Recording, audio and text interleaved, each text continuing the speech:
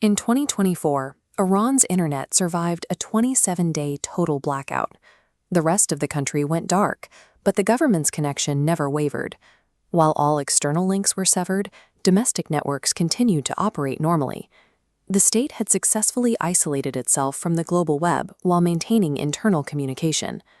Inside Tehran, millions of residents found themselves trapped within a closed digital ecosystem, cut off from any information beyond their borders.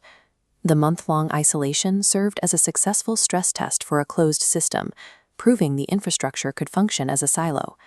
This network is known as NATIN, the National Information Network, and Western media frequently describes it as a bomb-proof digital grid. The label implies a highly decentralized architecture, built to withstand a total loss of Western infrastructure. In reality, NATIN is a state-controlled intranet. It is explicitly centralized, allowing the government to monitor every domestic interaction. By routing all domestic traffic through state-owned hardware, the system functions as a tool for national surveillance and content filtering. This control is made possible by the physical flow of data. Every byte of domestic traffic moves inward toward a massive choke point. All traffic routes through exactly two international gateways, TIC and IPM. These two gates enable real-time traffic inspection and user tracking across the entire population, acting as a filter for all incoming and outgoing information. When the state owns the only two doors in or out of the country, they don't need to physically cut cables to silence millions of people. They just flip a switch at the gateway. Moving 106 million subscribers into this bottleneck required more than just technical updates.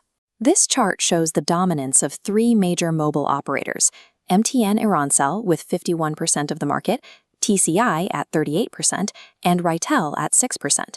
Between 2016 and 2018, regulatory mandates forced these providers to integrate their systems directly with NATIN.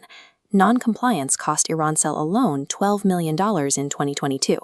Across all operators, the state leveraged over $50 million in total fines to ensure cooperation.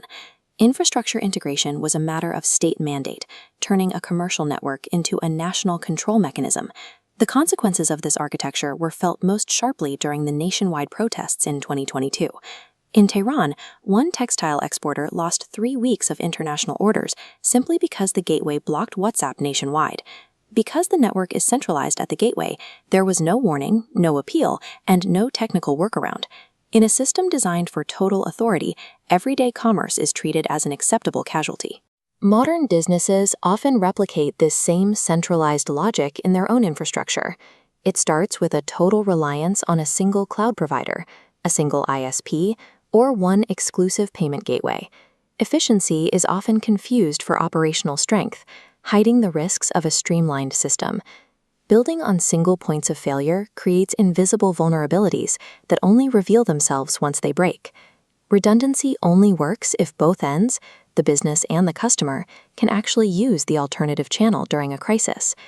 List your 3 most critical communication channels right now.